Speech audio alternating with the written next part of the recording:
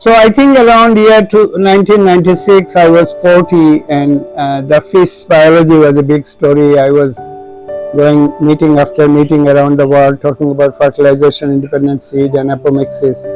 I was co-leading the Apomixis program along with Anna Coltonau and John Bennett of Erie. I was at Erie quite a lot. But progressively my mind was not in it, because I wanted to come back to Bangladesh and do something big in Bangladesh. That became my major mental preoccupation. So I started coming back to Bangladesh, building my houses, going into my field, because we always had ancestral land, and starting to grow rice, because I was already by then also part of Vita grain. And then I initiated a program in Bangladesh, and my goal was to make rice perennial, because rice is normally annual. As you can see, we have just harvested a lot of rice. It's shown here. This is a rice country. If you just if you see the drone image and if you see the area around it, it's just rice. I grew up in the middle of a rice field. Rice is in my DNA, so to speak. Literally, piece of rice DNA might have gotten into my gene. It's possible. So some people ask me, oh, he didn't study agriculture, why is he doing it rice? These people have no idea about me. They don't know anything about how I think, what I studied, who I studied with. They have no idea, but they still make comments, right? Anyway, so the goal I set myself, and I was already working in one of the big, in CSRO we used to call it big hairy audacious goal, BHAG. So one of the BHAG I already working with was to make plant form seed without fertilization, creating apomixis from the scratch using the fish nutrients. So that was a big grant we got, and unfortunately we didn't get a lot of good result in rice those days. But finally, more recently, 30 years later, this work became the headline story or the cover story for Nature Plants. But back in 2008, my main goal, and when I connected with Vita grain through 2000 to 2008, my goal was to make rice perennial, because I saw that there were a lot of wild perennial rice growing, and yet the rice farmers were seasonal, Guro, Au, Shaman. So my first activity is to go around, collect all the rice varieties that were becoming extinct. There was big 4 in Sylhet: Dumai, Kasalot, Chengri, Baurosh, Khoya, 5. I collected them all. I went to farmers' houses, I went to house of the poorest of the poor, got 10 grain, 20 grain, started to grow them. So my initial few years were confined to just collecting and restoring and recovering the ancient rice that had become extinct since 1960s, when the so-called Green Revolution started, and our land was full of IR varieties. Started with IR8. So Chengri, Baurosh, Kasalat, Dumai were thrown away, and IR8 was being grown. Looking back, it just seemed absurd to me, but anyway, that's another topic. But I recovered them, and there was a big hoo-ha about Kasalot, and how Erie published a paper saying Kasalot derived from India, and Bangladeshis were very outraged. So I took because I had Kasalot already, and I know Kasalot was a Sylheti rice. So that Kasalot story also showed me the strength of people's emotion about rice, and the anger people are facing because these rice have been made to disappear.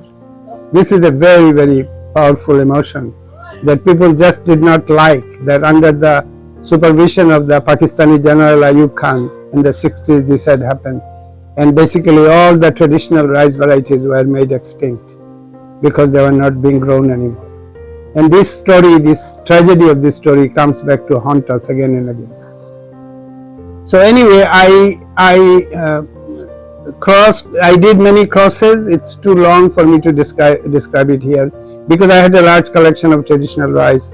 I cross it with the high yielding variety rice. I cross it with the hybrid rice. I have a good idea, because I had studied the underbelly of genetics.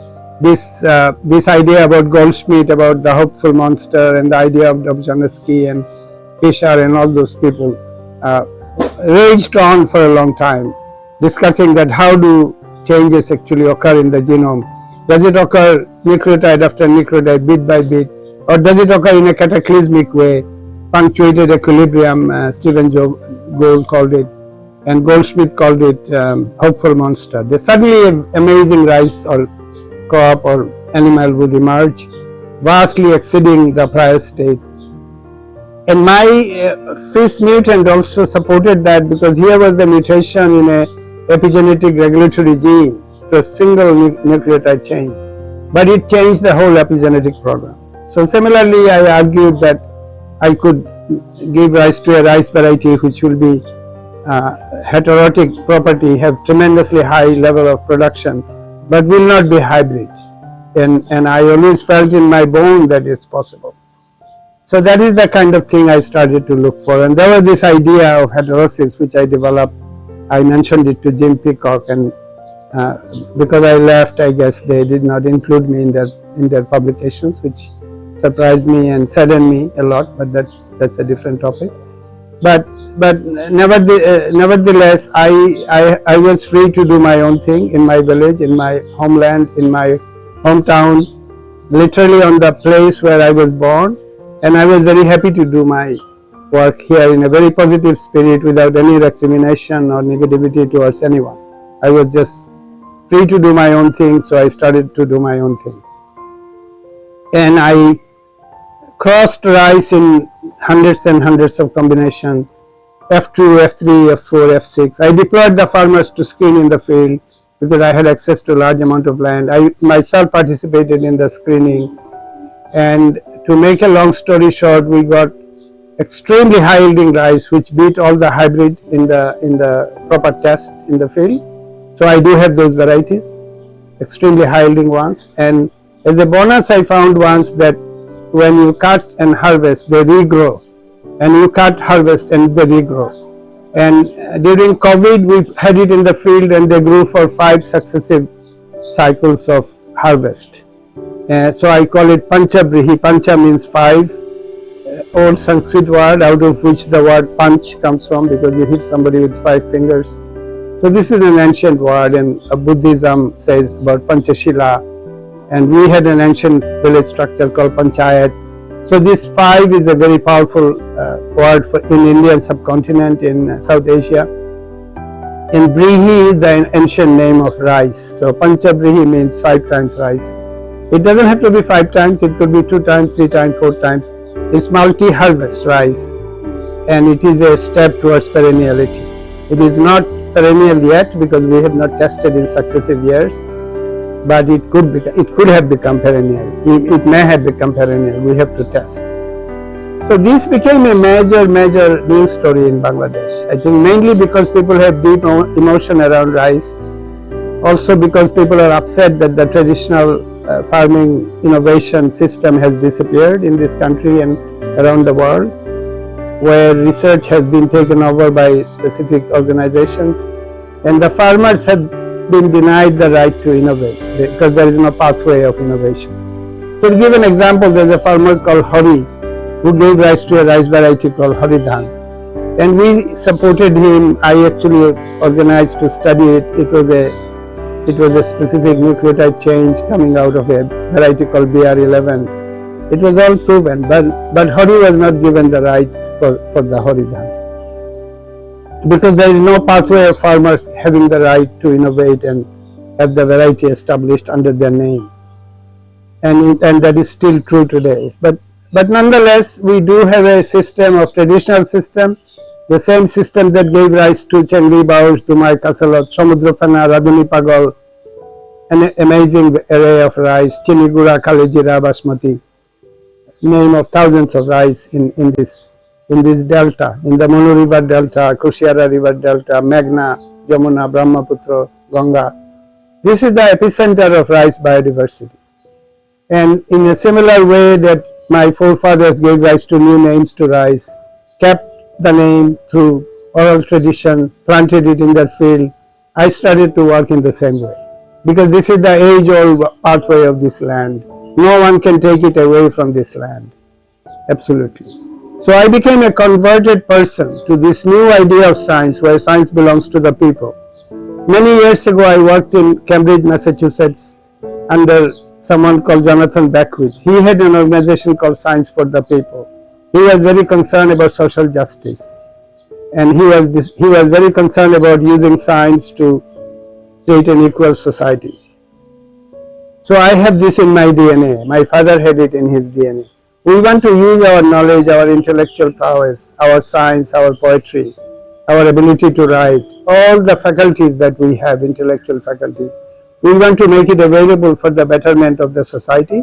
We want to make it available for the betterment of removal of poverty and for social justice. That is really our philosophy, our mantra of my family, at least dating back to 14th century. So when people come and talk to me about some idea about publishing a paper, or this kind of specific ideas in which science is done in a very orchestrated way, frankly, I'm not interested in these discussions. I'm interested in the utility of science as an instrument of social change. I am interested in science to promote education in the villages, to have better justice in the society, because this is how science was meant to be in the beginning.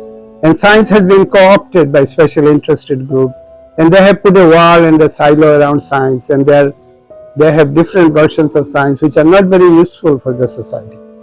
And anyway, I'm not interested in going out and fighting for it. I'm simply, in a very quiet way, using my own resources. I want to be left alone to do my own kind of science. And people who want to join me after hearing this philosophy can come and join me. So you can see we have gone to the field, we have selected rice varieties, extremely high yielding varieties. We have done so over here, we have done this. So we have selected after the crosses and selection this year, we have tentatively identified about 100 varieties, which is extremely high yield, and also upon cutting it grows back again. And you can see they are all piled up here. As you can see that these are all, we work in a very basic condition in the village. These are the tentatively identified varieties that me and my colleagues have gone into the field during the rain and extremely hot temperature. We have tentatively identified these through a process of selection after the crossing. And there are more here, and there are more here. So very meticulously we take them out, we put them on there, and we photograph them using the ruler.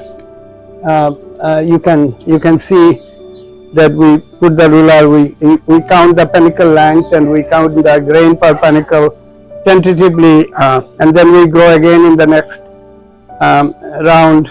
We get statistically significant number, we do the same thing. So it's a very tedious process of generating variation through parent selection and crosses, and then selection in the field, deploying drone and satellite also to phenotype, and then bringing it back, counting the grain length, panicle length, grain number, taking those specific single seed, descent seed, planting again the next season, and rephenotyping in the next season.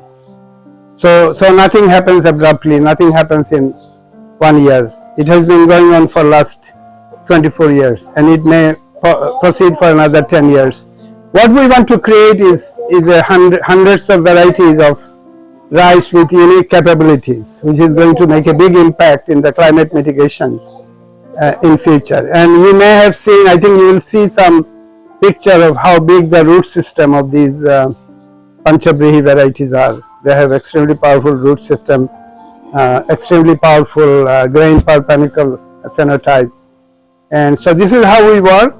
And you will see the different areas of our operation, and this is how we want to proceed. Thank you.